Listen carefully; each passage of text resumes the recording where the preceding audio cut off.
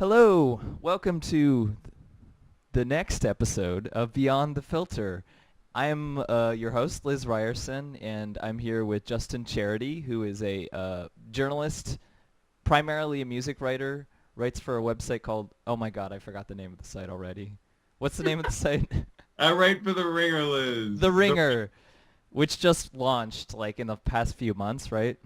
Actually, last week. Okay, last week, wow. Yeah. Um, And so I don't know. I wanted to do a podcast about music journalism because I think it's an issue that I don't know. Journalists often don't get interviewed, and I think journalists often have interesting stuff to say. And I got introduced to you via a mutual friend, Channing Kennedy, who's also a journalist, and we had a lot of interesting email discussions that I think kind of spurred me to say that I think we should do an episode. A lot of email exchanges that I continue to think about to this day, to be honest with you. I mean, both because I'm working on a story and just, I think, extracurricularly. Uh, Yeah. Yeah, and I had I think I said this to you right before that I had a friend in college who is no longer with us who was like a music critic, music journalist, and we talked a lot about a lot of stuff, and he was pretty frank about stuff. We obviously came from different positions. Like I primarily at the time identified as a musician, so we had a lot of disagreements about stuff, but it was really interesting to have those conversations, and I kind of miss it. So it's always good to talk about that stuff. But anyway, um so yeah, let's get started. What do you want to do you have any first thoughts that you want to bring up before we get into it? well, I'll tell you that the biggest sort of philosophical question, right, that I keep asking myself and asking other people recently is like, what is the what is the point of music criticism in the 21st century? And usually the way I try to engage with that question is just by asking people like, what do you use album reviews or what do you use single reviews for on the internet? I mean, plenty of people write them. They're websites that churn out very immediate music criticism in the within the first 24 to 48 hours of a new song or a new album coming out. But I don't know, Liz, what do you use music criticism for these days? I'm not really sure, to be honest. Well, obviously there's to phrase it more cynically, the sort of more clickbait articles, or the quote unquote the discourse articles about something that's going on in pop music, or relation to pop music to some, or whatever kind of music to some kind of social issue that's happening in the world. And I've seen a lot of those, and those are more tied into the kind of discussions that are happening right now around social media and just around society and culture. So there's that. But I guess if we're talking about reviews, I'm not sure. I want to see maybe an interesting perspective on what's been released, which already something that is written in 24 or 48 hours is probably not going to have. Um, and yeah, I don't know. I think the point when we were talking before, you were saying that primarily the purpose that music reviews served was as a buyer's guide to let you know what to get. But I guess these days you can stream whatever you want beforehand. So what is the purpose of music reviews? I don't really know. I kind of I don't know. I still like reading people's thoughts about music, even when I really disagree with them. But I'm not sure I can I guess I just want to see albums and releases kind of put into a context, like some sort of cultural context, and you know talk about maybe how the specific artistic choices on the album might relate to what the what the producer or what the artist or what the singer or anything is trying to get across. And I like to read about that. A lot of that is just like speculation and this is how this made me feel or whatever. In the early 2000s, I feel like there was kind of a rise of the more personal narratives around albums. Like I remember reading like early Pitchfork media reviews that were very like, you know, quote unquote autobiographical, and some of them were, well, more than some of them were terrible. But like, but yeah, I mean, I think that kind of personal narrative can be useful. I think in some ways, maybe I don't know.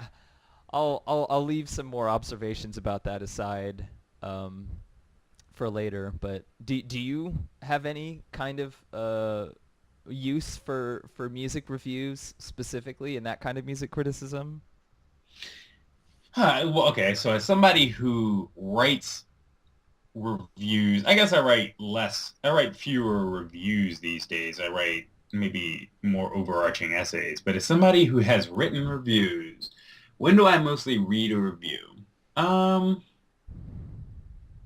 yeah, I don't. I feel like I've fallen out of love with that form, and I used to love reading, especially like capsule reviews of things. Usually like reviewing something in 200 words or less. Like I like a lot of Bob Christgau's old stuff. A lot of punchy writing that sort of, I think, balances the, commentary about an artist and an artist persona with sort of neat, efficient description of music as such. Mm-hmm. Um, but I feel like I'm with you. It's like I'm mostly interested in I'm actually specifically mostly interested in music writing that can put songs and artists in historical context, even more than I'm interested in stuff that can just say, this is how this particular album relates to the politics of 2016. I'm usually out for somebody who can take a piece of music and put it in um, historical context that's more ambitious than just the past 10 years of music, or maybe even the past 2 centuries of music. Interesting. Yeah, no, I guess one observation that I have reading a lot of music writing is a lot of it is based around there's all kinds of like trends and a lots of like talk about like, oh, this artist comes from this scene in this particular area, and like oftentimes it feels very like kind of insidery and feels very like alienating, especially when you're like reading in the mid aughts, like a lot of blogs and things that like you're talking about new artists or something like that. They try to put them in the context of a scene so you kind of know what to expect or what they are or whatever, according to the music writer. It might not have anything to do with who they actually are or their perspective musically, but like that's kind of the starting point for you. Um, and that's one of the aspects of music writing that I've always found extremely alienating, I guess. Why so? Because it's like it refers to a lot of like scenes and a lot of things that I have no sort of awareness of, or like like there's no way for me to like understand what that means, or if it actually means anything, or if it's just like A&R music scout terminology, like Right. because it does have that, like, I mean, music reviews and music writing is PR, Totally. I totally. and Uh, and that's kind of the threshold that you need to cross. And I mean, that's the frustration that I'm sure I've talked to you about before, of like, if you're just an artist, if you're just someone out there and you're putting out an album on Bandcamp, it can be the best thing ever. But unless you like, have specific contacts, or you're performing in the context of a scene that people are interested in, or would get covered, or like a lot of those kind of other things, like music writers are not going to write about you because there's so much stuff out there, and it really doesn't make a difference, like necessarily how good something is. It's just if they can have like sort of a hook or an angle to like present it or to understand it. At least that's how I feel about that. Right. Well, do you know the rapper Mick Jenkins? Yes, yes. I think you mentioned him to me, and I like looked up and like listened to some of his stuff. I'm a fan of his stuff. Gotcha. Well, Mick Jenkins is the first person I ever wrote a profile of. And I don't like writing profiles of all the types of things, all the types of uh, longer journalism one could do. Profiles, I find them difficult to do. But Mick Jenkins was the first person I ever profiled, and I specifically had this conversation with him. It was like in our last recorded conversation. We're at this restaurant in Chelsea, and I sort of just asked him. I was like, "Why do you like? You're a guy who's relatively young. You haven't. It's like you're on the cusp of really breaking and becoming a name that is a consistent entity in at least within hip hop culture." And I asked him, why do you care, right? Like, why do you care about uh, music critics paying attention to you? Why do you care about Complex, which is the publication I used to work for? Like, what? Like, why do you care? And basically, where we ended up was that he sort of doesn't. He was sort of carefree throughout all of our interactions, and seemed not to do too much. Aggressive self-awareness or self-policing of the things he was telling me. But he said that, if I had caught him a year earlier, the thing he wanted the most in the world was for, Complex to cover him and the Fader to cover him and Pitchfork to cover him. And the way he sort of woke up every day and went about his life apart from the recording of the music, right? It's like a lot of rappers spend time, and other artists too, but I cover rappers a lot. A lot of rappers spend time emailing people, or they'll be people who don't have like a regional hit record out, and for some reason they've hired three different publicists, right? And their sense is that the way that you gain an audience for your music is you get one of these publications to cover you, or you get a music critic to be like, I'm gonna convince Pitchfork to run a review of this thing that I feel really passionate about. And I feel like my understanding in the past couple of years has become that I think that the rappers themselves, the musicians themselves, and fans themselves are uh, they've sort of eclipsed the journalists, right? Like the real way this works now is, the real way that you get covered as somebody who isn't already an established name in the music internet is because you have a video on YouTube, say, and it Mm. has an absurd number of views, and the number of views it has demonstrates to someone that, oh wow, there's a fan base somewhere, and I need to find out where this person's fan base is coming from, where this person's views are coming from. And it's usually the journalist, right? It's usually the critic that's playing catch up, and it's that an artist has spent time cultivating some hyper local fan base, or some fan bases from touring on a shoestring budget, and usually the Or something like vaporwave, which is an internet meme, like I think about that when like it's like, oh, music journalists are like, oh shit, I guess I should take this seriously because it has a lot of like people watching, listening to vaporwave albums on YouTube.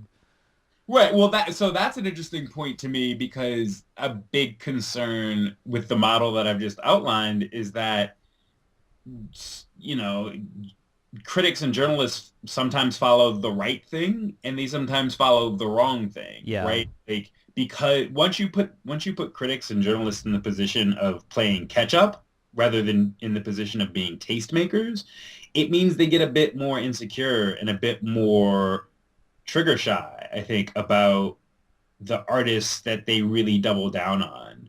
Um, Mm-hmm. but I still think that the big takeaway for me from the past couple of years is just that, like, tastemakers don't taste making doesn't work in music criticism right now. It's sort of this, it's a broken down, it's a function that's sort of in a state of dysfunction right now. Yeah, I mean, I feel that like every once in a while I have a follow on Twitter this thing called Fact Magazine, and they tweet like constantly, so they always take up my timeline. So I often like read their articles because they're often really short and like clickbaity. And one of them is like Bandcamp albums from Bandcamp for the month, and I'm always interested to like check out that stuff because you have no idea what to expect. And oftentimes the stuff that they cover, I'm kind of like puzzled by, like, why did you choose to cover that? When I've heard something that is like 5 times better on some other corner of the internet that's on Bandcamp that isn't getting any press. And like I understand it's just what they're aware of and what they feel like they can talk about or contextualize or whatever. But it is frustrating for me, especially like, with those Bandcamp releases, I tend to get the feeling of like people that I know specifically who are like trans people Right. are not are tend to be the kinds of people who are not being covered. um, and I don't know, that also goes into one thing that I've been thinking about of recently there was an interview with Bjork where she said well, I have the article right here, so I'll just read it. She said, "The fact that I'm a woman and I can do what I do is kind of unique, really. I've been lucky, but I've been hitting walls. What's really macho, for example, is music journalism. It's really like a boys' club. They like music that is, well, a lot of it is for boys." So I've been thinking about that, and I've also been thinking about, um, I feel like, in a weird way, I've had a few conversations about this with some other friends and stuff. In a weird way, in games journalism, for example, it's pretty well known that there are a lot of serious issues just in games in general with diversity, and even though people are not doing really a great job of dealing with it or addressing it, even though it's on the surface. Like it's still very much on the surface that those things are really serious problems. Um, but I feel like in something like music journalism, that's not really something that gets talked about. And like as far as music or artists, that are out there, music, obviously obviously it's still like, white male artists definitely get preference without a question, but like it's music is more integrated than other fields. Like there are more big female people, people of color, etc., gay musicians out there, and yet like it feels like the voices that are talking about them are still this kind of like white male heteronormative voice in music journalism. And I feel like there's this sort of dynamic where I don't know, I was talking to this artist, somebody I went to her show, and she's like somebody who's well reviewed and all that kind of stuff, and I talked to her like a little bit after her show, and I was saying like, oh, I really like your voice because it's not like big booming voice, it's kind of more quiet and everything, and it's not like someone like Bjork, who I love, but is really intimidating because her voice is so gigantic. And she was like, well, a lot of people hated Bjork's voice like at the time, um, and a lot of critics, kind of made fun of it and stuff like that. And I was like, well, they really couldn't get away with that now, could they? And she's like, well, no, but there's still this kind of like tone of like almost like slight hostility or resentment underneath with a lot of like critics or journalists, where they know that they can't say something because it's not socially acceptable, but there is that kind of like little like hostility that's built underneath it. um and yeah, so I've been thinking about that, and then I've also been thinking about um a friend who is done some music criticism, who's trans, and like it was posting on Twitter like, hey, saying to like a music publication, I forget what music publication it was, but like, hey, like I'm trans, let me write for your website, let me pitch for your website, like you need more diversity and that kind of stuff.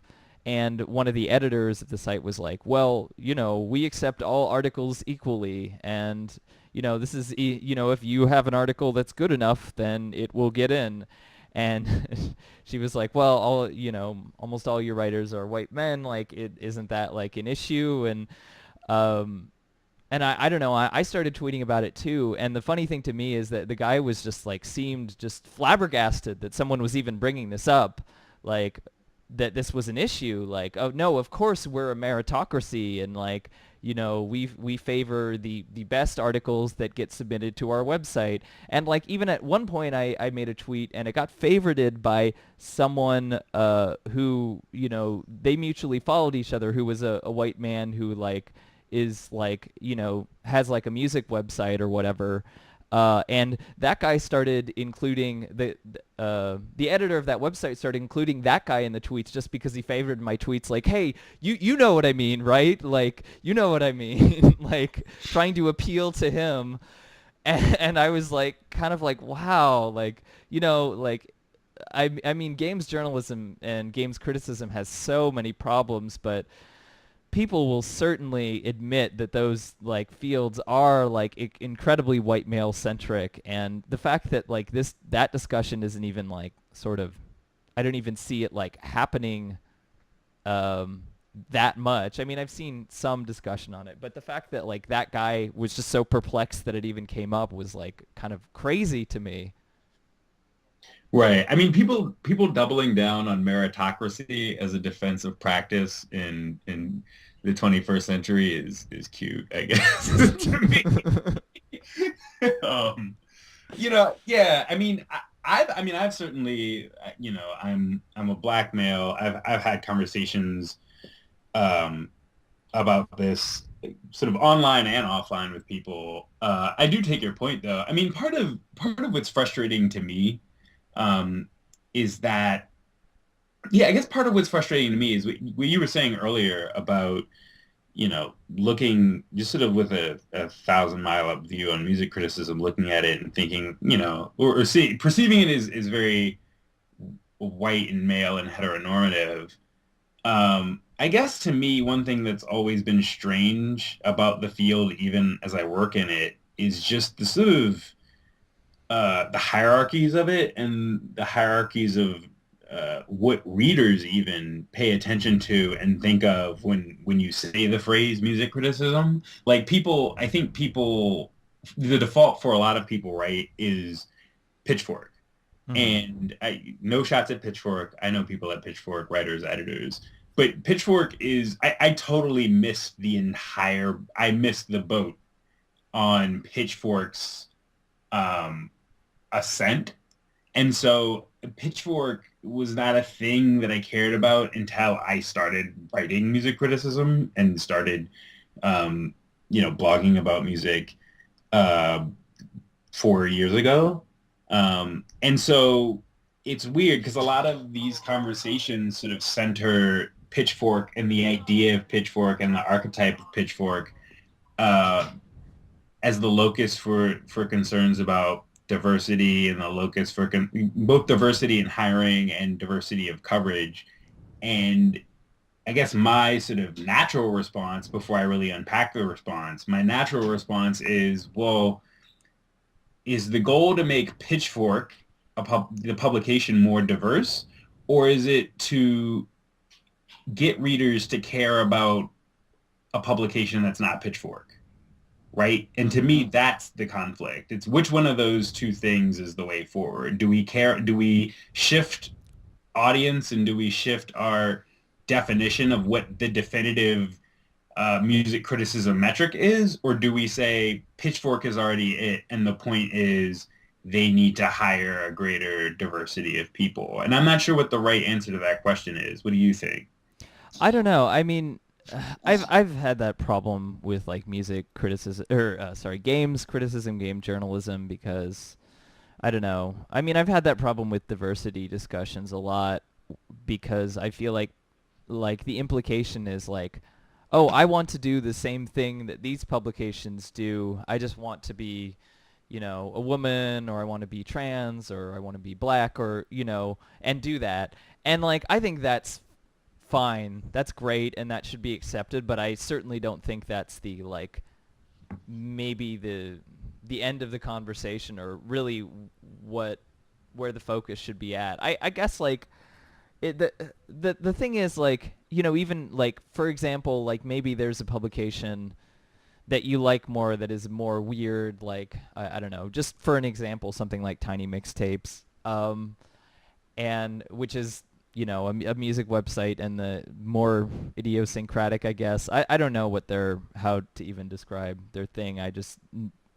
I gather that from reading some of their reviews and stuff. But anyway, like even if you were trying to get into that, a lot of those voices are still very white male centric, or white male heteronormative centric. So that's the problem of even the kind of outliers or whatever, still have those diversity problems. And I guess, you could create your own site and, make your own sort of voice and try and establish something different. And I definitely think those things should be supported. Like some of the best game journalism I know that has happened on sites that are not, the mainstream big publications, and are oftentimes not well supported, and some of which don't exist anymore. Like just recently there was a publication called the Arcade Review that they had a Kickstarter to keep going basically, and they didn't meet it, so I think they're going offline. And there was a publication that was really instrumental and important back in 2012, 2013, called Nightmare Mode, which didn't exist for very long, but really got a lot of the discussions around diversity in games and that kind of stuff going.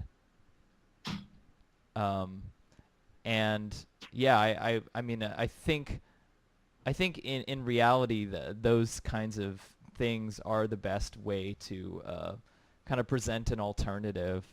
Um, and but it's hard because they're often not well supported, and you have to find, I don't know, yeah, it has to find its voice, and you have to find the people in the audience who are willing to pay attention to it. And I definitely think that kind of stuff would have an audience, and I'm sure that there's plenty of stuff out there that I don't know about. But I guess that's the frustration, as somebody from the outside who's trying to, follow this stuff. Well, from the inside of music criticism, I mean, one thing I wanted to talk about is what you brought up earlier about music criticism not seeming to wrestle with things in public ways that other genres of criticism are or have. I think all around, on all counts, music criticism is not particularly transparent. So what you were saying earlier about, you'll see that a website is talking about a Bandcamp release, and you'll think, well, I've heard, just in the past couple of weeks, I've heard things that I thought were more remarkable. Why are we talking about this thing? The interesting thing is that a lot of the time when music websites write about a thing, there's this totally esoteric, complex, deep background logic that music journalists, it's basically it's like a series of conversations that took place among a bunch of different people with varying levels of formality that led to a thing being relevant, and none of the criticism of the thing is elucidated in the criticism. And so I guess I should use an example. Have you paid attention at all to Lil Yachty, the rapper Lil Yachty? No, I don't know about him. So Lil Yachty is a young rapper who has kind of a sly, sort of irreverent, cartoonish rap style that it's sort of the immediate debate about Lil Yachty is Lil Yachty serious? Is this dual joke? Yachty has this tape out called Little Boat, and I think it has a couple of good songs on it. But it's sort of, Little Yachty is this, for how much coverage that Little Yachty is an artist that doesn't really have a discography to speak of before this tape. that he released. He's the sort of artist that you look at, like if you read that sort of post on Complex or Fact, you would look at and you would maybe listen to a few minutes of music and you would think, why are we talking about this? It's not immediately apparent why. And a lot of the times it's, you know, that rapper hired a publicist and they hired the right publicist who had the right pitch and got the right person's attention. Yeah. A lot of the time it's that like maybe somebody in someone's crew is tight with an editor somewhere and from the first blog post that gets written about them, if it's written at the right place, other places sort of pile on and that, that artist becomes a thing before they even really have like a hit record to speak of. Or even have a record that's just really, it doesn't have to be a hit. I don't really like talking about hits, but before they even really have a super obviously compelling record. But this is all just to say that like, I'm perplexed by it all the time, right? Like I look around and I'm like, why are we talking about this particular thing? It would be one thing if it's a thing that I didn't like, but there was a record out that you could point to and be like, people really like this record. But sometimes it's totally, sometimes music criticism can be deeply arbitrary. And the more cynical reading of that is sometimes music criticism can move with totally obscured motivations and incentives of sort of behind the curtain machinations that are never really revealed to the audience for music criticism. That totally makes sense. I mean, that's something that I haven't really thought about, but is one of my major frustrations with it. In is how like because I know that like music criticism or music journalism, they have more of a baseline of they've existed for a while, um, and there's things that have proven to be successful in that field, but it's kind of transition into the current realm of digital is kind of the current realm of social media, like the digital realm, the realm of social media, and all that kind of stuff, and tons and tons of releases every day on Bandcamp and all those platforms like throws a wrench in a lot of the way that those systems used to operate. So they're kind of finding ways to adjust around it that seem kind of awkward or like very strange given what is out there. But I guess that's yeah, like that might go back to the quote about music journalism being macho or being a boys club, in that like I think how I read that particular quote is that like there are all these kind of like complex theories and ideologies, and sort of ways of practice, um, that are, it's like almost like rites of passage or something, that go into music journalism and writing about stuff that really end up kind of deciding who or what gets written about, um, and that just seems very like like you benefit a lot for having some privilege within that system, but or like having like the thing that I think when you mention this guy Little Yachty is just that like that's a good hook, like is someone serious or not, because that's like when I saw tons of people talking about PC music, that was sort of the thing with that too. Right, right. Well, what do you make of PC music? um some of it seems like some of it I really like and seems very subversive and kind of like Devo-esque, um in that it's like kind of trying to plant the bomb under the building.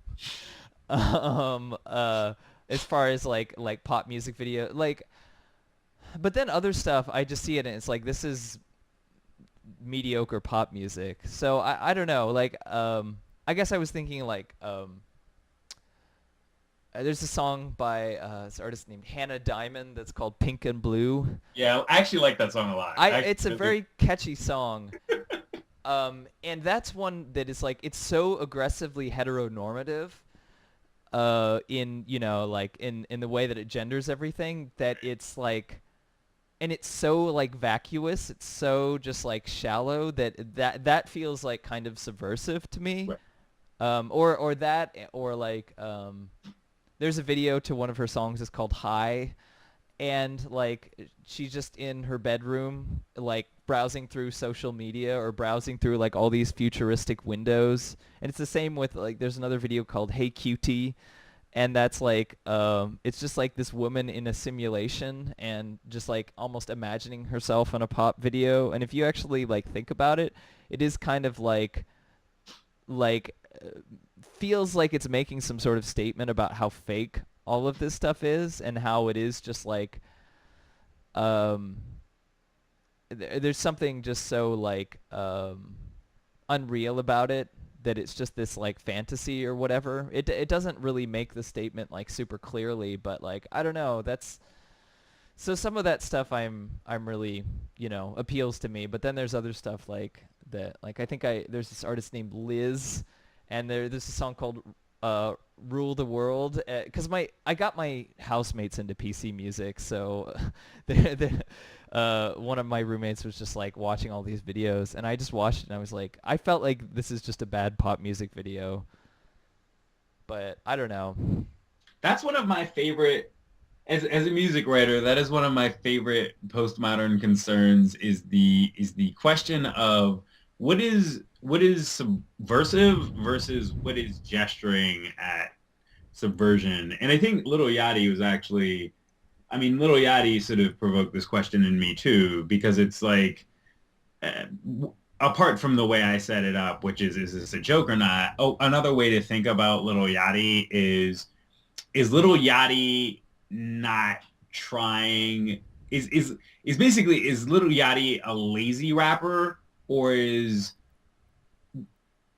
well, okay, Little Yachty is definitely a lazy rapper, but it's like, is Little Yachty a lazy rapper as a matter of technique, or is Little Yachty a lazy rapper on some like Malibu's Most Wanted shit, right? Like, because I think I think that's really a thing now. I think I mean I like McConan, but like McConan is, I love McConan, the club going up on a Tuesday.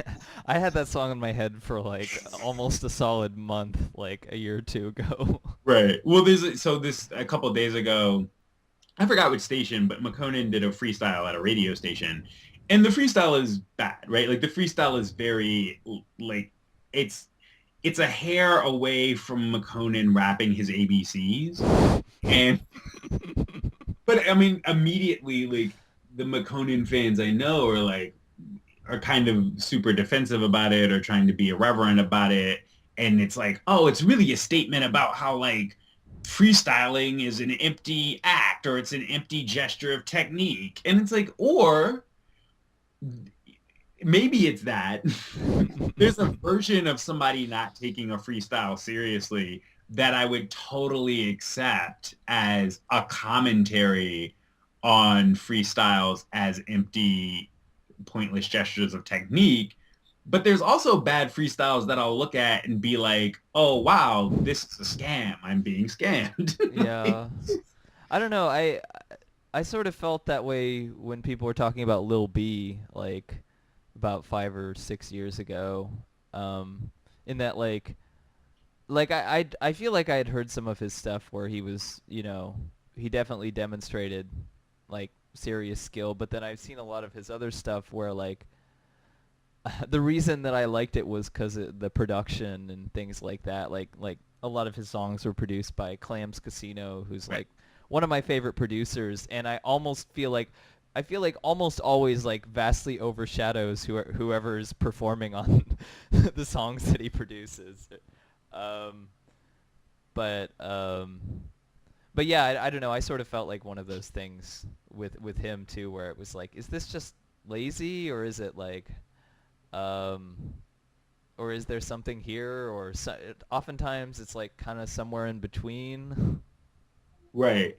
I feel like the originator of this question in rap, people have been derisive about music since the dawn of time, but I guess it's that in rap, I think I associate that sort of angst as being a thing that people have all the time with Soulja Boy.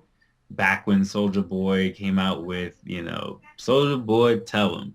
And that to me, in my musical experience, in my sort of trying to think about music critically, is the beginning of that question, right? Of like, is this person not trying on purpose, or are they just not trying and we're eating it up because the beat is good? And I guess, I mean, Little B, I think, is a great rapper when Little B wants to be a great rapper. I guess the sort of middle ground I've tried to approach recently is, in a lot of cases, I think, I don't know, maybe it's just enough for a beat to be really great and for a rapper to mostly be there just to provide a sort of vocal rhythm. But maybe that's me setting a really low bar. I don't know. I mean I do think you have a point there because like for me, I don't know. I used to be into indie rock music and all that stuff, and I kind of like that kind of stuff. I have this like phrase that I like joke about with some other like friends who used to follow this stuff is like there was this like peak indie rock awfulness that hit in like 2009 where there's a whole slew of releases that just were really started to become sort of where it started to become like mall music basically and it's like Animal Collective, Merryweather Post Pavilion, and like Dirty Projectors and Grizzly Bear and some of those other which I like some songs on, but like that kind of like vibe got so popular and it felt like at that time I started to feel like how hollow and kind of just like second rate a lot of this stuff felt like I don't know like it just I and I went through it when I started transitioning of like I realized that the voice in indie rock was this kind of like for something that seems more like actively non-confrontational and almost wimpy like some of the voices behind it were really kind of aggressively misogynist and kind of white supremacist and all that stuff and I kind of started feeling really alienated with it. So there was that, but then also like I started to get more into pop music and electronic music and all that kind of stuff. And what I find like with hip hop now is like it's just like more like sonically interesting to me. And even like a lot of like, quote unquote party songs like a song called Collard Greens by Schoolboy Q. It has this production on it that sounds like early Aphex Twin. It's like very kind of like I don't know, it has this very like dreamy sound to it and it's a really like I feel like there's a lot more experimentation happening in the production of a lot of pop music and hip hop music. That so I feel like a lot of that stuff is like carrying that, and maybe that's not a bad thing. But then on the other hand, sometimes I feel like the producers will just end up overshadowing the performers. Um, Yeah, I agree with that. And I think also, well, okay, let's unpack this. I agree with the point about producers overshadowing the performers. And what's remarkable to me about it is that it seems to be both because there are talented producers who produce consistently innovative and unique beats, and also because a lot of rappers that they're working with are not very good. So it's like a compounded effect. But I will say that I'm you and I then are maybe at different points in um, enjoyment. Because to me, it's like I would say in the past year for sure, um, a lot of production that's not coming from the West Coast. I feel like I feel like maybe I'm oversaturated with trap production specifically, like hmm. rap trap production, such that like a lot of it feels like it's converging on itself, and it feels like it's sort of marred a bit. Because like I've had to basically pick out producers who I do think have like signature style or like gravitate toward a particular set of sounds and instruments. Like I really love London on the Track, who's a trap producer. Um, but is London based in Atlanta? I'm pretty sure London's based in Atlanta, and he produces a lot for Young Thug. And Trap music originally comes from Atlanta. yeah, Okay. yes. Um, in London, I've interviewed London once. I interviewed London around the time that I interviewed you, actually, and London London basically learned music from church, and he grew up in a house with like a lot of siblings who play instruments, and he gravitated toward the piano, and a lot of his beats are just like dark piano music. Um, Interesting. and I like Jaleel Beats, and Jaleel Beats is a trap producer. He's from Pennsylvania, but he makes he likes like horror movie soundtracks and the Rocky soundtracks, and he makes very brassy music, Mm. very like triumphant, like band brassy, but it's synth music. Um, but otherwise in trap, like I sometimes listen to it and think 808. I have 808 fatigue. Yeah, yeah. I mean, for I mean, I don't even think I don't even feel like I need to explain trap for people who are listening who might not know exactly what it is, because I feel like it's very oversaturated in popular music. Like at this point, I definitely hear trap style beats in like lots of things. Um, Megan Trainor singles. yeah. That's where we are. all That's where all 26. about that bass. Gosh. That my roommate was showing me the Megan Trainor, and I was like, I'm not sure how I feel about this. Um, uh, yeah, no, I mean, yeah, admittedly, what I'm being exposed to is stuff that already kind of appeals to me, production-wise. Like, I don't often try and seek out a lot of other stuff. Like, I don't know, I think I did listen to like a random, it's like a random mixtape by Future, I Yeah. think. Do And you remember which mixtape? no, I don't. I'm sorry. It came out last year, I want to say. Okay.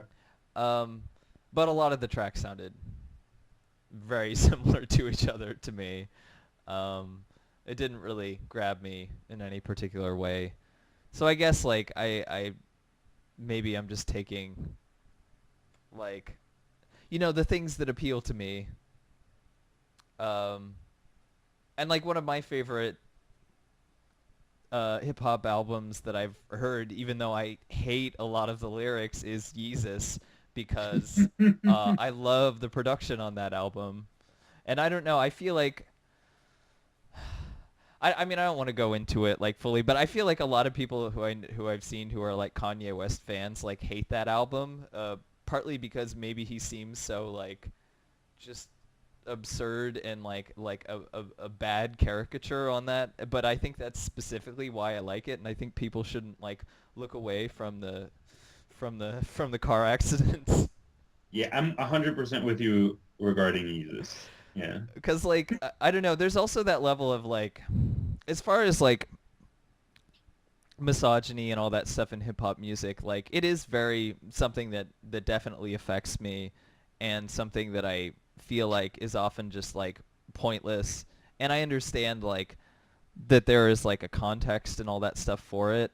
Um, but in the case of something like Yeezus, I almost see it like there's this track.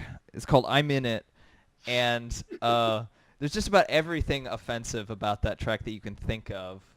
But it's this kind of awful, grotesque, like pop culture spectacle that I just can't look away from, and it kind of like it's almost like self-eating or something. Like it's so it's so like you see like all the like weird excesses of Kanye West and his like what his like public image represents, anyway, like obviously like Kanye West is one of those people who like a lot of people talk about, but people don't know. Most people don't know him as a person, so it's kind of hard to like know. Like I shy away from like trying to speculate about where someone is, like what their personal state is unless like I actually know something about them. But Well, that's okay. So that's interesting you say that because that's definitely I would say that it is the insurgent, if not the prevailing form of writing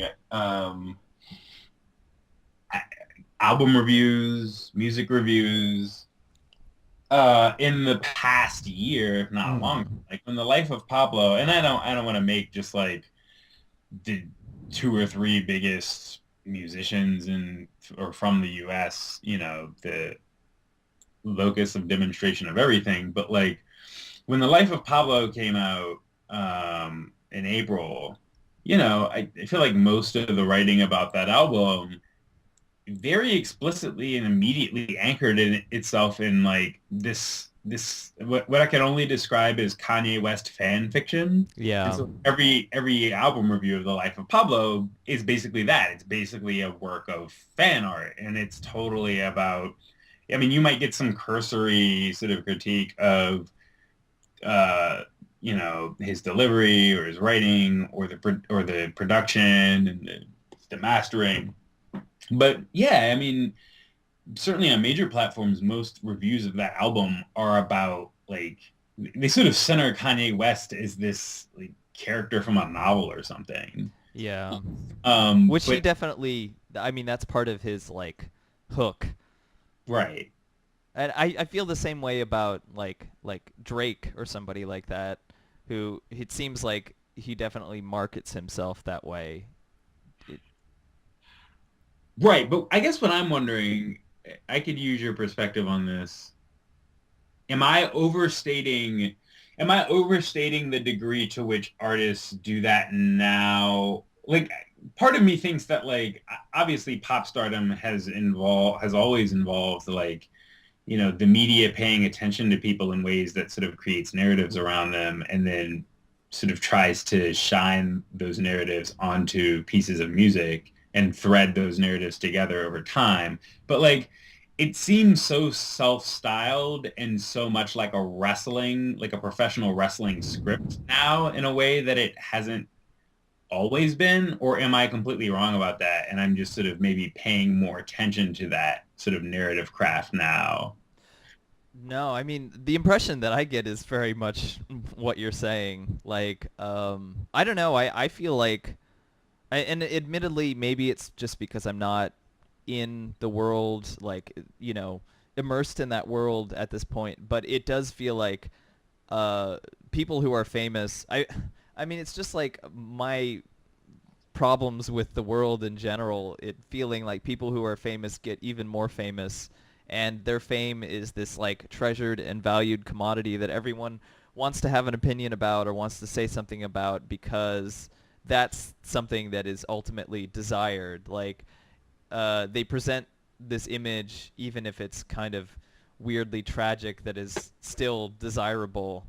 Um, Whereas like stuff that might be more artistically actually trying to take a coherent like stand on something tends to be put in the background. And it feels more than ever like, you know, if you were famous for whatever reason that you're famous, you get more famous. And if you're not, and you're not staying in the public eye and you're not doing those things, then you're kind of relegated to the background and you're, one of the many artists sort of dotting that background. And I think those are the ones that are dotting the background are usually the most interesting artists that are, and the ones who are taking the most chances. But I don't know. I mean, I don't want to like. I mean, this is like so often talked about these kind of issues and the whole thing with Beyonce and is this like intersectional activism versus its materialism, and how do you like balance those? And a lot of people have very passionate opinions about that, and I've kind of like uh, I've gotten into it with some people about it, and it just feels like it's kind of upsetting to me at some level because it's like when did this one musician become representative of an entire like struggle and perspective and all that kind of stuff? And I don't know, like I don't know. But I that's a weird the Beyonce conundrum is weird too because it's both unfair to people in that struggle and also tremendously unfair to Beyonce. It's like yeah. a disservice to everyone involved, basically. Yeah, like, and I watched a documentary that she did, like it was on HBO, before the self-titled album, Right. I think for four, which I like that album a lot. Um, I mean, I generally like her music, not all of her songs, but I mean, I think she's a good performer, and like she, like the songs are pretty there, like, but like she seemed like, like a lot of celebrities will come off to me like, oh my God, I wouldn't want to be around that person. But like someone like Taylor Swift, I would not want to know her as a person. But she does not seem very pleasant to me. But Beyonce, like she came off very open about like things that were going on with her, and like she seems very sincere, like and very genuine. And that doesn't mean that like outside of like what she expresses, that doesn't mean that she can't still fuck up with it. But like it kind of made me realize that this person is like a lot more complex, and there are a lot more things going on behind the scenes that people aren't really considering here. And like with pop music, any big pop star, there is that machine that's kind of that's behind them, and that may or may not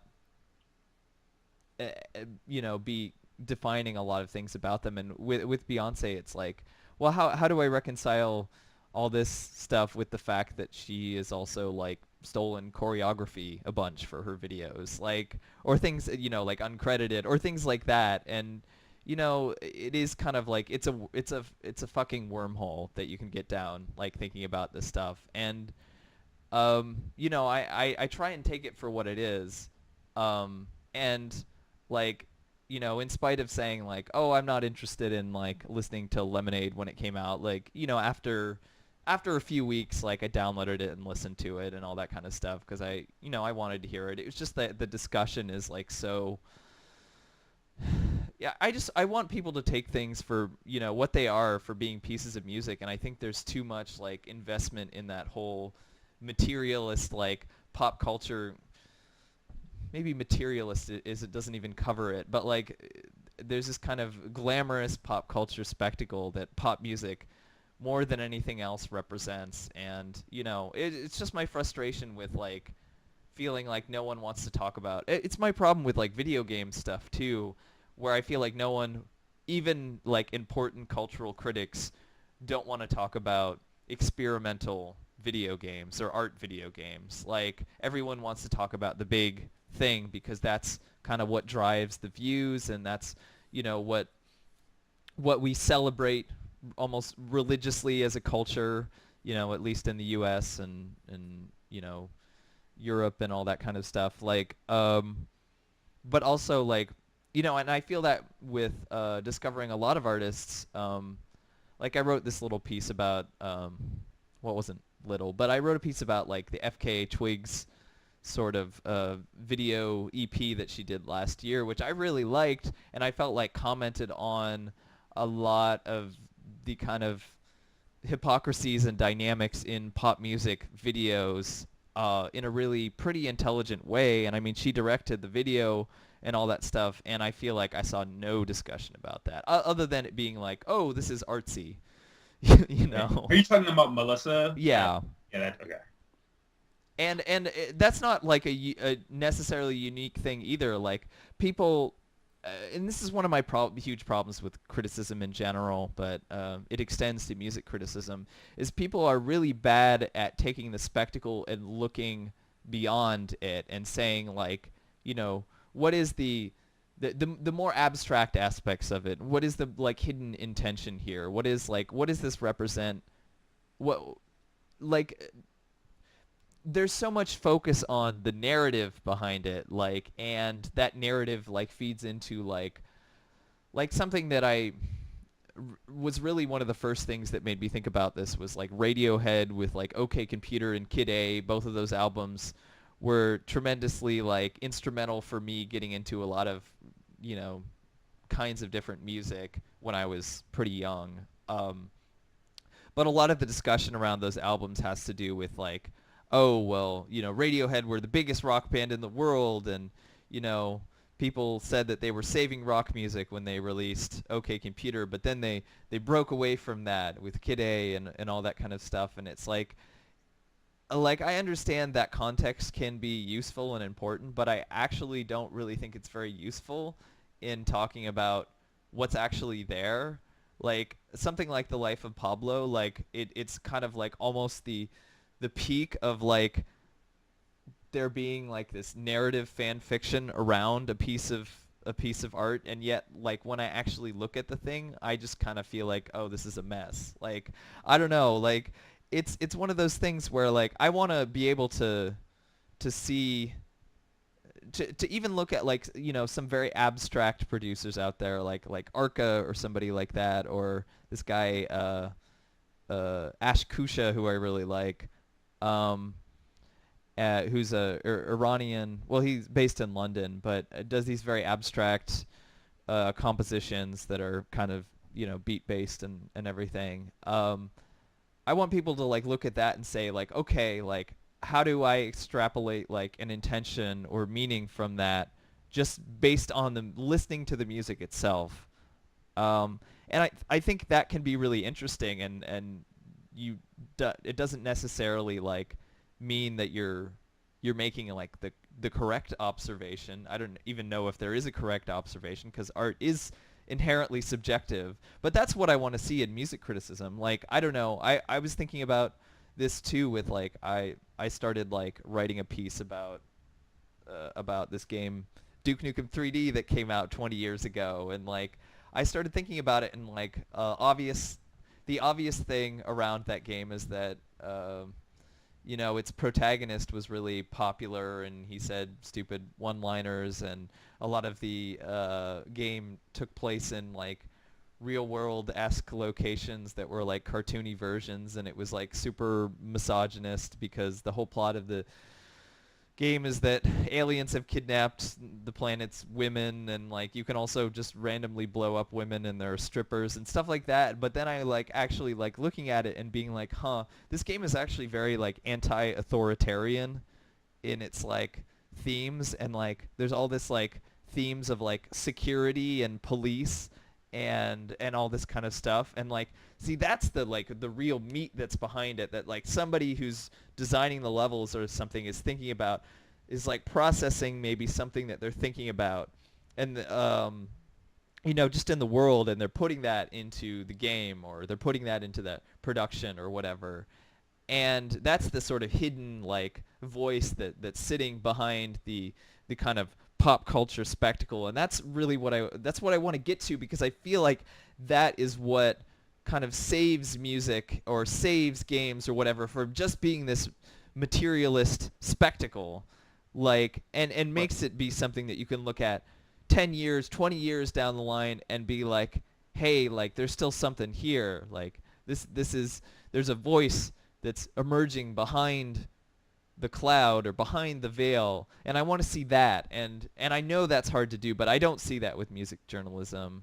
well, It, with the people that the people that wrote those Pablo reviews, what they would tell you is that scrubbing context is bad, right? Like they would tell you that actually um, we have a duty to saturate reviews of Jesus or The Life of Pablo or Lemonade or Anti. We have a duty to saturate the criticism of these pop albums with context, but this sort of buried qualifier there is that all of that context that they're saying is important is tabloid context, yeah, right? It's basically, again, it's sort of music criticism being contextual in so much as it's fluent in like the latest 10 posts from the Shade Room. I love the Shade Room, but it's like it's basically being fluent in the Shade Room and like Is TMZ. is the Shade Room like a gossip website?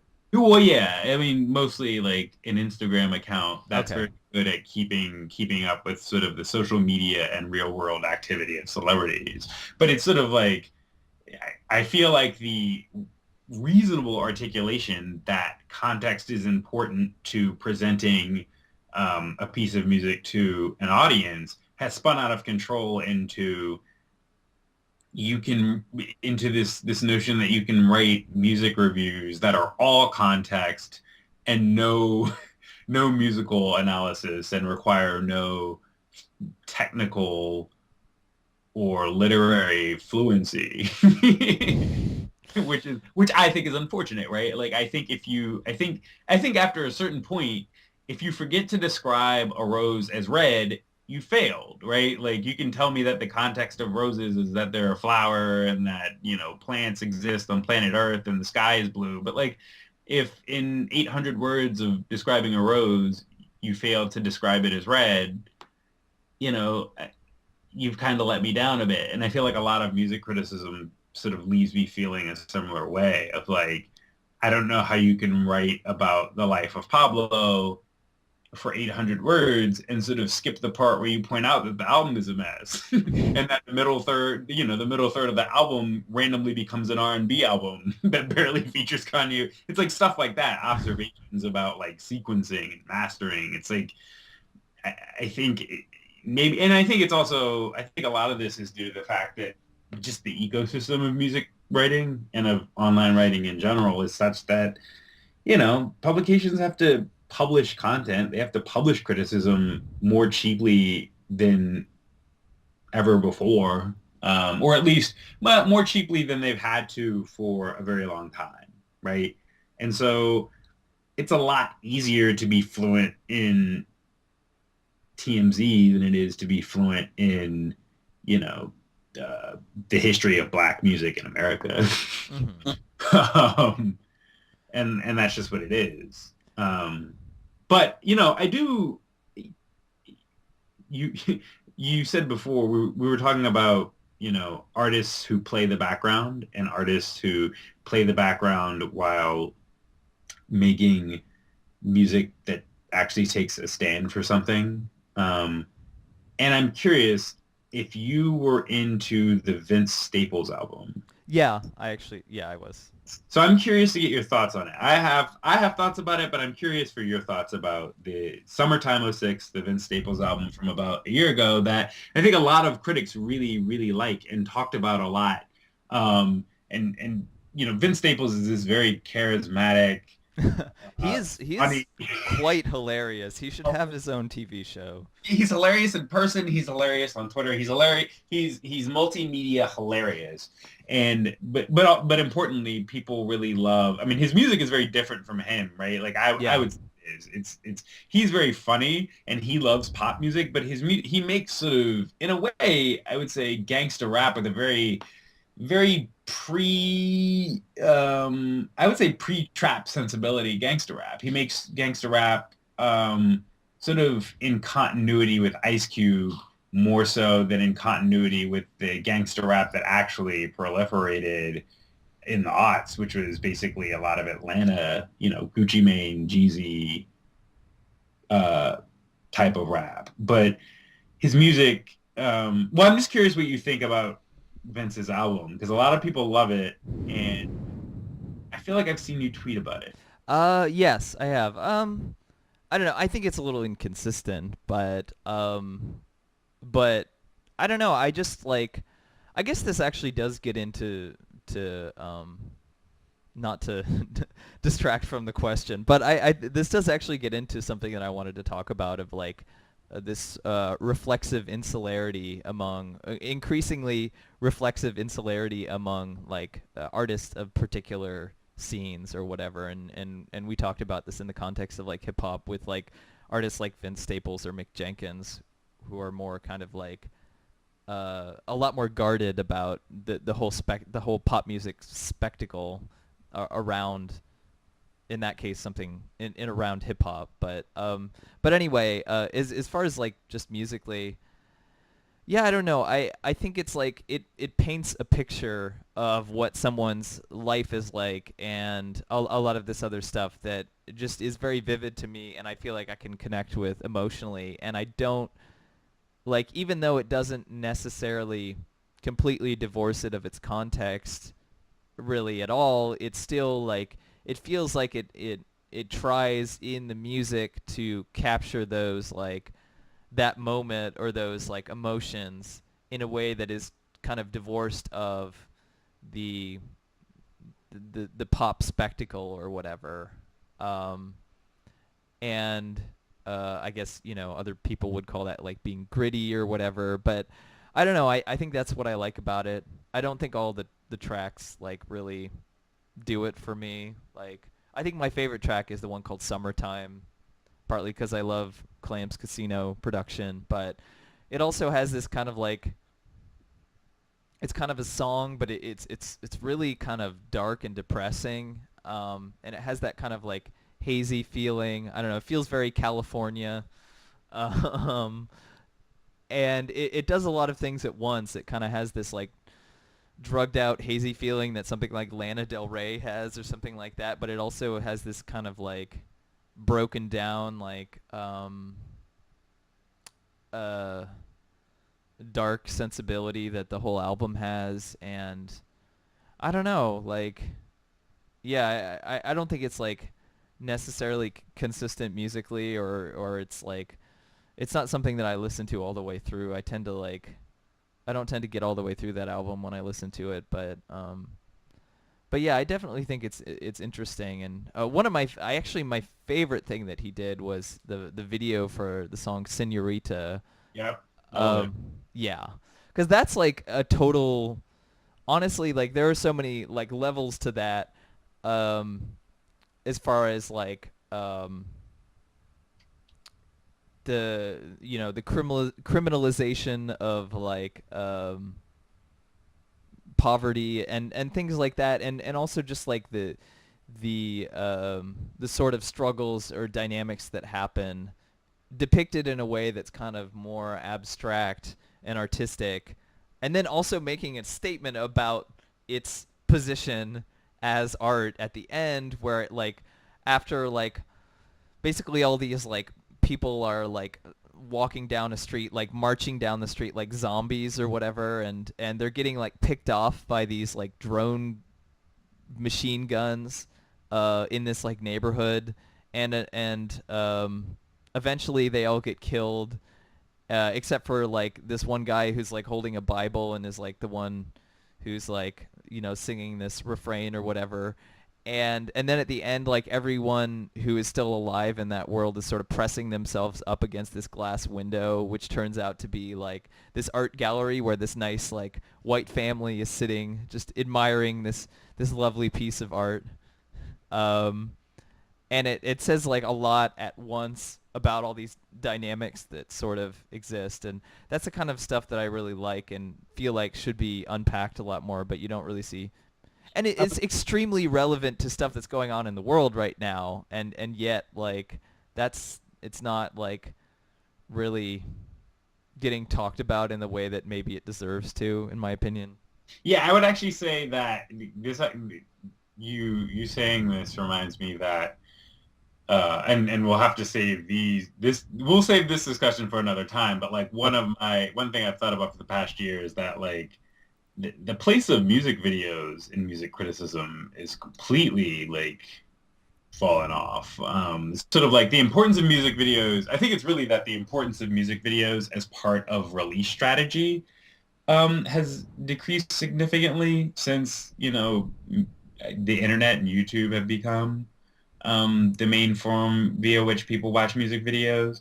And so the natural consequence of that, right, is that you don't get lots of smart analysis, Mm-hmm. um, like you just laid out, mostly just because the sort of the events of the album cycle and the single cycle are when songs come out. Um, and music videos, I mean, it's weird because like a lot of times, for instance, if a song comes out and it's sort of very quickly popular and you're trying to track when it's going to hit the Hot 100, where it's going to peak on the Hot 100, like a lot of times you'll see that websites will be like, oh, well, this video is going to, like this happened with Hotline Bling, right? Like people were like, oh, it's at this chart position, and when its music video comes out, the music video is going to affect the chart position in this way. But apart from the fact that like the Hot 100 is a broken metric in this decade, like I just don't really know that that's true. I don't think that music videos. I don't. I mean, big pop artists, inevitably because people search songs and want to hear songs from big pop artists. Like, yeah, music videos will do numbers for an artist, but like, I don't think they're important in the way that they were important in like the 80s. or or early 90s, I guess. Right. Like And so a it's lot of like the super experimental like Bjork and like I don't know, a lot of artists like especially in the UK had a lot of really crazy experimental videos. right. Or even with hip hop, like even the late 90s when hype, or the early aughts when Yeah. hype was just, like Missy and Puffy were Yeah. spending $2 million on a video. Oh, she has oh, her video from last year is so good. Like oh, it's called WTF Where They're From. Did you see that one? Yes. I'm trying to remember the video for it. The single, yeah, I know, but I don't remember if I saw the video. Okay, so the video is like um I feel like the video is making a pretty direct statement about like how cookie cutter pop music is. Because she's talking about like Miley Cyrus. She's like, saying like sticking out your tongue, but you're too young, and like, you know, and the fact that Miley Cyrus is like twerking and all that kind of stuff, and that's like kind of this like bizarre pop culture spectacle divorced of its like original context. Um, and but it's also that there's a scene where like her and Pharrell Williams are being like are marionette puppets like that are dancing and like like rubbing up on each other and stuff, and then there's another scene where she's in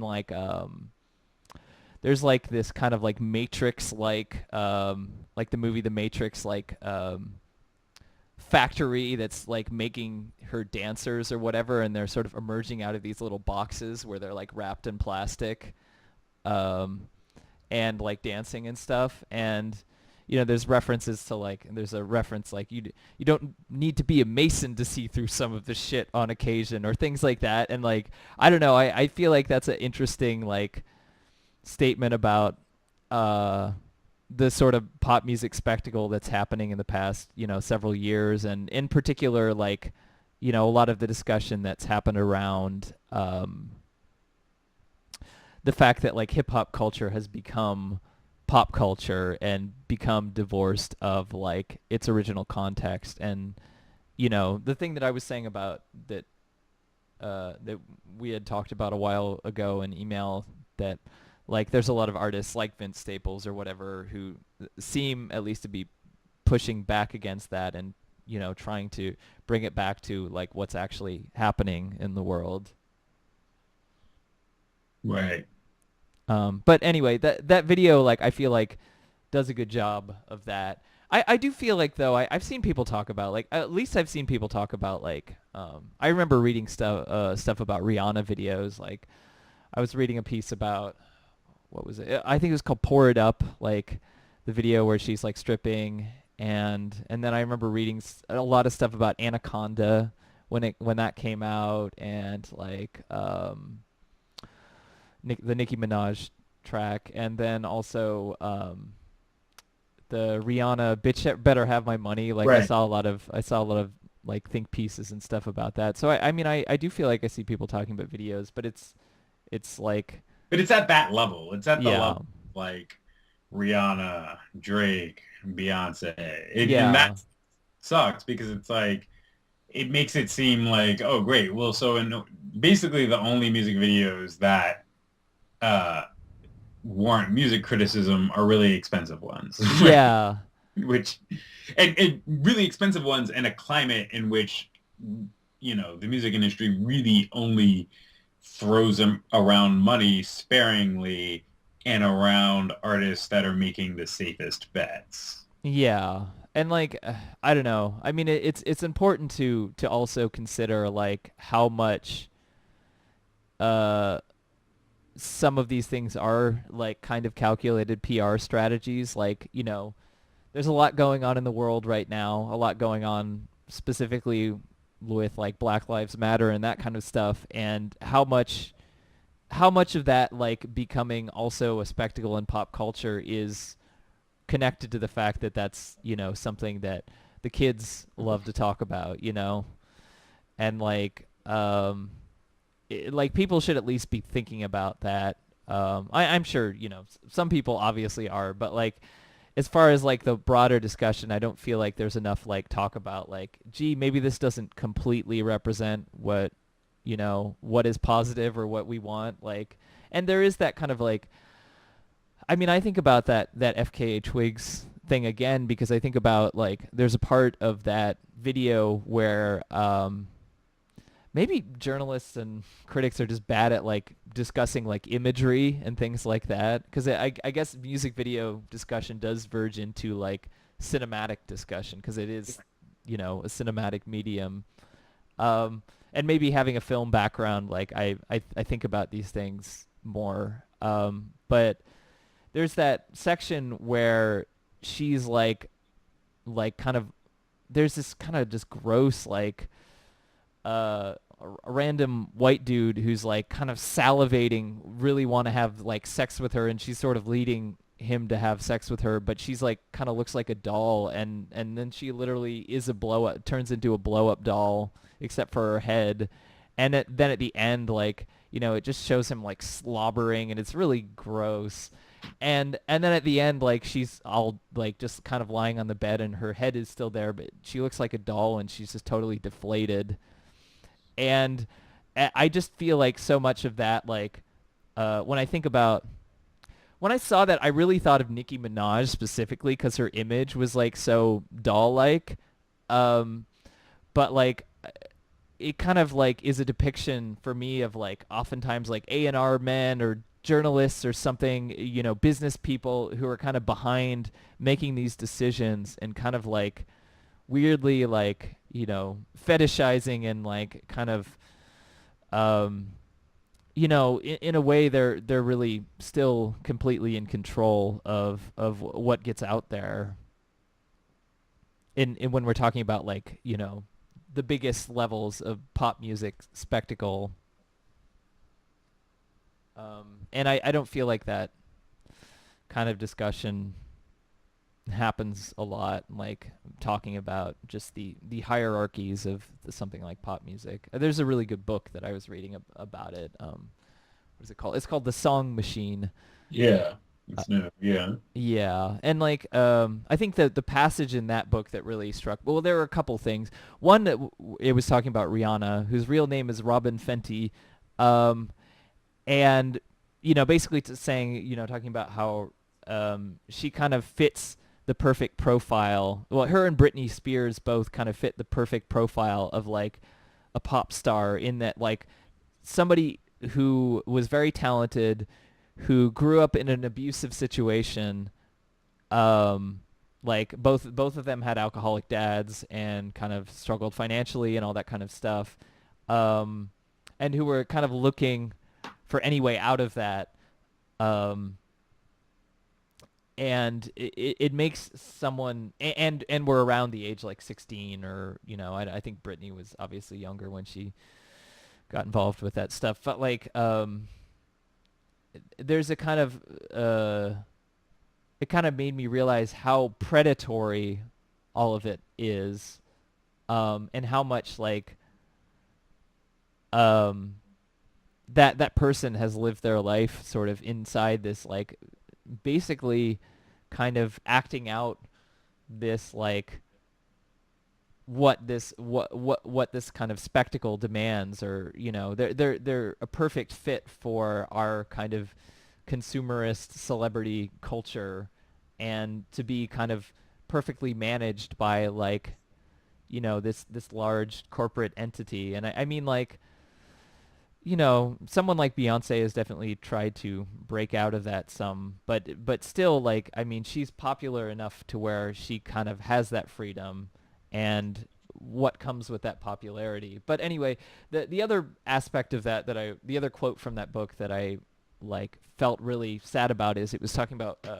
Kelly Clarkson, and she was like a singer from American Idol, and she had that hit song "Since You've Been Gone," which was a song written by, it might have even been written partly by that guy Dr. Luke, who is like who got a lot of press for raping Kesha, basically being her manager and like sexually assaulting her and all that kind of crap. But like and Max Martin, who's another like big pop, these like Swedish pop songwriters. But anyway, like this big producer was essentially like, you're gonna perform this song, and she's like, no, I don't want to. I want to do my own songs. And he's like, you will never be successful if you perform your own songs. And she's like, and she was like crying and saying like, no, I want to do, I want to do what I want to do. And he was like, you'll never make it if you don't do this song. And basically like pushed her into it. And she did not like the song. And then the song became big, of course. And then she was like, I'm never going to do that again. I'm never going to work with these people again, like Dr. Luke and Max Martin and all these people. And then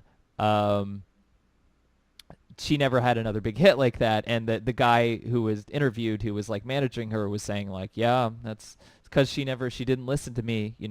She didn't let other people write her songs. And it was just like so depressing. Like, I don't know, this kind of just like awful power that exists behind a lot of this stuff. Well, a big part of so the power behind this stuff, it's a big part of it is that apart from the sort of let's say music as music focused criticism, a big problem is that a lot of people who write about music don't like they not a lot of people prioritize writing about music as an industry. Like if you cover defense, right? Like if you were a defense reporter, you wouldn't just write about, an aircraft is shaped like this, a missile is shaped like this, Tomahawk missiles are this color. You would be like, this is the industry that produces missiles, and this is how much money it generates. And here, let's talk about these shady defense contracts that it has, but that BAE has with the government of whatever country. And music journalists just don't think like that, or not a lot of them. A lot of, maybe older music journalists do, maybe music journalists who have real magazine backgrounds, or maybe who, did some sort of more reporting intensive assignments before they got into music criticism.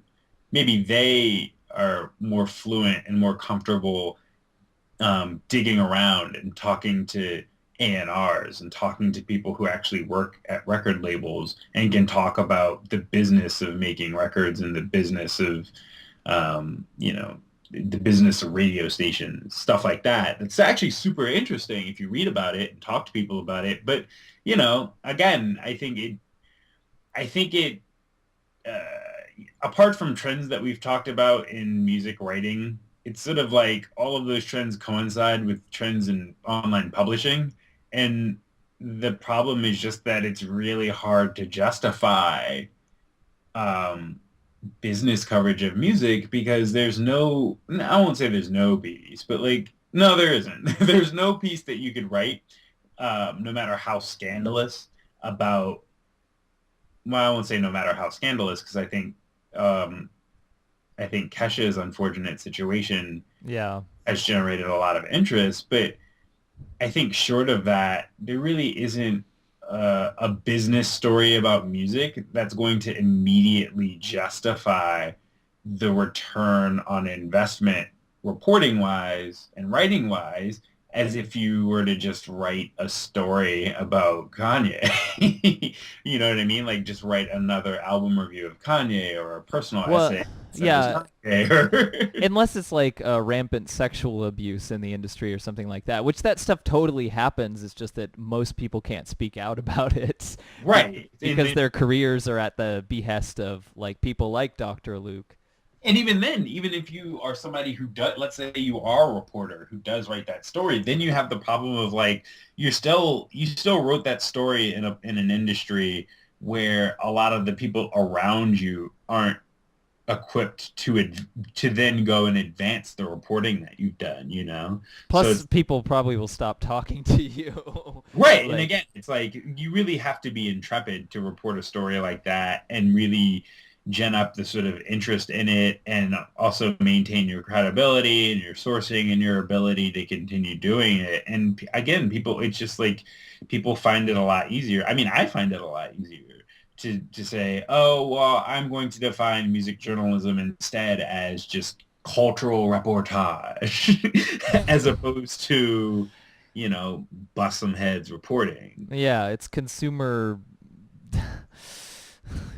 reports. Like I think It's that's fanfic. It's fanfic. yeah, it's fan fiction. That's the ultimate hypocrisy, I think, with when we were talking about context. Like people talk about context with Life of Pablo. It's not really context, it's speculation. It's fan fiction, like you said. Because actual context is like for that would be like, does Kanye West pay his producers? What Right. what is the kind of the process that goes behind making these things? Who are these people? Where do they come from? Like with Rihanna, like where does she come from? Like Right. or Beyonce, people don't necessarily talk about her background either. She was managed by her father for a really long time and like came from a more sort of upper middle class background. Not saying that she's not allowed to talk about class issues, but that's definitely a context like thing that kind of goes into it that is actually really important. That's the kind of context that is really important, but that's not the kind of context that people are talking about oftentimes when they talk about context. They're talking about the, the spectacle, the like stories, the fables, that like have so much cultural weight and power behind them. Right. Which, and on a final note, because I do have to go in a second, but Yeah. which is why I, and it took me a while to get to this point because I used to hate doing interviews. I used to just be very scared. It didn't even matter if it's like, oh, am I talking to a famous person or if I'm talking to a young person. I used to just not really get the art of interviewing people and what you're supposed to do. But which is why now though I vastly prefer like getting to sit with someone and interview them and just pick their brain about why they made the decisions they made musically about something. And it doesn't have to be the lead artist on an album or a piece of music.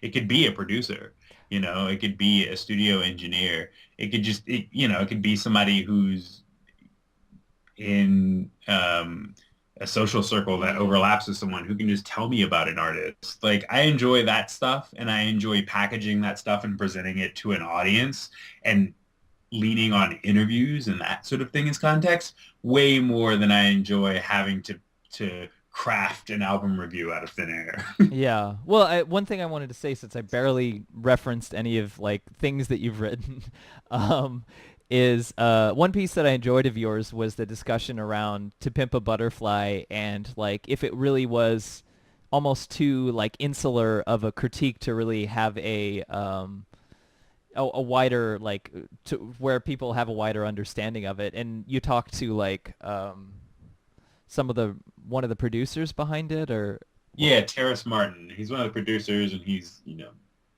Kendrick's go-to sax guy, basically. okay, yeah, and like that was interesting to me, like of just saying like, okay, this is what we tried to put into the album, and like, like this is what we're trying to do, and like, I don't know, there was a lot of like, that was one of the like, the discussion around like, whether or not that album was, you know, dealt with its issues in the way that a lot of people could actually really understand was interesting to me too. I mean, personally, I felt like I could definitely connect with the album because it made its like points apparent, even though there are a lot of references to things that obviously I'm very culturally distant from. But like, I don't know. Yeah, no, I just like that, and like I also read an interview recently. This like music video director, I can't remember his name. He's worked a lot with Kanye West, like photographer, and he's also done videos for like Nicki Minaj, and he did a video for a Noni recently. God, I can't remember the guy's name. But anyway, that guy had a lot of really interesting things to say, and he was very reticent to like kind of like someone said like, "Oh, my favorite video of yours is like this Nicki Minaj video," and he's basically just like, "You're crazy," to the person. He's like, "I don't really get it," and he even said like at the time she was doing this pink bubblegum aesthetic, and I was like, "No way that we're doing that, like no way." Like he just like seemed very like he just didn't care like whether or not like it sounded like he was even that into what he was working on. And I often feel like you get that sort of frankness from people who aren't the like central celebrities or whatever. You get a lot more insight into what's actually going on. Totally. Like producers are way better interviews than rappers are. Like in singers are. Like producers are I love talking to producers. You really do get like even if they worked on something, even if they worked on like the Rihanna album, even if they worked on something where you're like, this person's gonna be clammed up because they know the profile of this project. It's like, no, usually if you go to one of the producers, they'll totally tell you all the things that you actually want to know. Well, so is there anything else you want to talk about before you need to go? No, that's it. I mean, I'm happy I got your thoughts about the Vince album though. I'd been meaning to sort of pick your brain a bit more about that for a while. Yeah, I don't feel like I necessarily had a good answer with that. I like I don't think it's like a perfect album, but I do think that it's like definitely something that is like where the feeling or whatever behind that it's trying to get across is very much embedded in the music. Right. Um, but yeah, okay. So this is Beyond the Filter. I was just talking to Justin Charity, music writer. You're writing now for The Ringer. The The Ring. Ringer. And yeah, always a great conversation. I'm sure we'll have many more in the future. For sure. Thank you, Liz. Yeah. Well, I will talk to you later. Bye. Bye.